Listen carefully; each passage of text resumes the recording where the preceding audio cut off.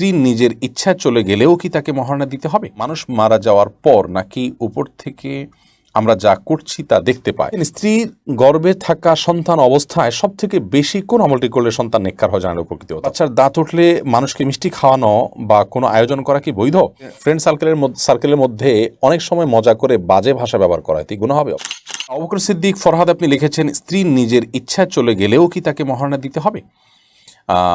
দেখতে হবে এখানে যে স্ত্রী নিজের ইচ্ছা চলে গেছেন মানে কি, জাস্ট তার ভালো লাগছে না সেই জন্য তিনি সংসার ভাঙার উদ্যোগ নিয়েছেন। যদি এমন হয় তাহলে সেক্ষেত্রে স্ত্রী প্রস্তাব করবেন স্বামীকে যে আমাকে তালাক দাও, বিনিময়ে স্বামী যে মহর দিয়েছেন সে মহরটা ফেরত পাবেন, কিংবা যে মহর ধার্য হয়েছে কিন্তু দেওয়া হয়নি সেটা আর স্ত্রী পাবেন না। এটাকে খোলা বলা হয়। অর্থাৎ স্ত্রী যদি নিজে থেকে তালাক চান তাহলে সেক্ষেত্রে তার নিজে থেকে তালাক চাওয়ার মানে হলো তিনি খোলার চুক্তিতে আসছেন যে আমাকে তুমি তালাক দিয়ে দাও, তাহলে সেক্ষেত্রে তিনি মহারণা ফেরত দিয়ে দিবেন। এর যদি জাস্ট তার ভালো লাগা না লাগার কারণে হয়। আর যদি ব্যাপারটা এরকম হয় যে না, স্বামীর সাথে সংসার করা যাচ্ছে না, তিনি তার প্রতি টর্চার করছেন ইত্যাদি ইত্যাদি, তাহলে যথাযথ নিয়মে তিনি বিবাহ বিচ্ছেদের জন্য উদ্যোগী হলেন, সেটি ভিন্ন বিষয়। বাট স্ত্রী যদি তার পছন্দ অপছন্দের জায়গা থেকে বিচ্ছেদের চেষ্টা করেন এবং স্বামীকে তিনি মহারণা সেক্ষেত্রে ফেরত দিবেন, এটি হলো খোলা। তো এই খোলাটা শরিয়া সিদ্ধ একটি আপনার বিচ্ছেদের পন্থা। সুফ আহনাফ আপনি লিখেছেন, মানুষ মারা যাওয়ার পর নাকি উপর থেকে আমরা যা করছি তা দেখতে পাই? যেমন সম্প্রতি ব্রিটেনের নারী মারা গেলে কিছু পত্রিকা মেঘে তারা কতটা সত্য জানাবেন। সরি, কিছু বোধহয় মিস্টেক হয়েছে টাইপের মধ্যে।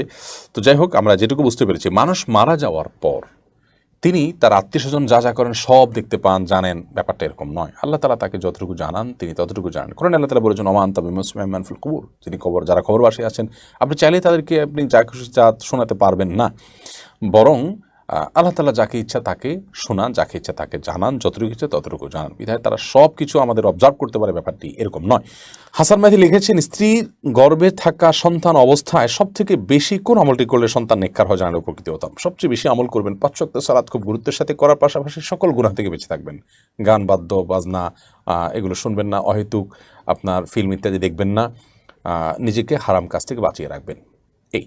এর পাশাপাশি কোরআন তেলাওয়াত বেশি বেশি করে শুনবেন এবং পড়বেন, তেলাওয়াত করবেন এবং তেলাওয়াত শুনবেন। এই দুটি কাজ আপনি নিয়মিত করবেন।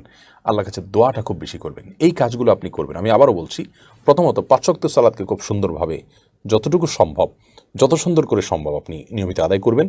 দ্বিতীয়ত, সকল প্রকার গুনাহ থেকে, বিশেষ করে গান বাদ্যযন্ত্র ইত্যাদি ব্যবহার করা হয়েছে এরকম গান, এগুলো শোনা, মিউজিক শোনা, এগুলো থেকে বেঁচে থাকবেন। গান বাদ্য শুনবেন না। এবং অন্য যে আপনার ফিল্ম দেখা এবং সময় অপচয় করার যে ব্যাপারগুলো আছে সেই গুনাহগুলো সহ সকল গুনাহ থেকে বেঁচে থাকবেন। তাহলে গুনাহ থেকে বেঁচে দ্বিতীয়। তৃতীয়ত হলো স্পেশালি আপনি কোরআন তেলাওয়াত করবেন বেশি বেশি করে এবং কোরআন তেলাওয়াত শুনবেন। বাচ্চা কোরআন তেলাওয়াত গর্ভে থাকার সময় মা কোরআন তেলাওয়াত করলে এর প্রভাব বাচ্চার গর্ভস্থ সন্তানের মধ্যে পড়ে। আর চতুর্থত যেটি বললাম তা হলো আল্লাহর কাছে বেশি করে দোয়া করতে হবে। এই 4টি কাজ যদি গর্ভবতী মা নিয়মিত করেন, সবসময় করেন, এটি পরামর্শমূলক আমল, তাহলে সেক্ষেত্রে ইনশাআল্লাহ বিইذনিল্লাহ গর্ভস্থ সন্তানকে আল্লাহ তাআলা যে কোনো আপনার অদৃশ্য ক্ষতি থেকে যেমন রক্ষা করবেন, সেই সাথে সে নেককার হওয়ার সম্ভাবনা তৈরি হবে। এমনি মাহিন আপনি লিখেছেন, বাচ্চার দাঁত উঠলে মানুষকে মিষ্টি খাওয়ানো বা কোনো আয়োজন করা কি বৈধ? শরিয়ার কোনো তো নির্দেশনা নেই। এটি যদি আমাদের সামাজিক কালচারের অংশ হয় যে দাঁত উঠছে সে এজন্য পারিবারিকভাবে তারা আনন্দ করছেন যে হ্যাঁ সে খেতে পারছে ইত্যাদি, তাহলে সেটা জাস্ট আমাদের সামাজিক কালচার হিসাবে মুবাহ হতে পারে যদি শরিয়া বিরোধী কোনো কিছু না হয়। আর এটাকে যদি ইসলামিক দৃষ্টিকোণ থেকে কোনো করণীয় মনে করে কেউ, তাহলে সেটি ভুল হবে, সেটি ভ্রান্তি হবে। মনি চৌধুরী ইফতি লিখেছেন, ফ্রেন্ড সার্কেলের মধ্যে অনেক সময় মজা করে বাজে ভাষা ব্যবহার করা এতে গুনাহ হবে? অবশ্যই গুনাহ হবে। ইমানদার মজা করেও বাজে ভাষা ব্যবহার করবে না।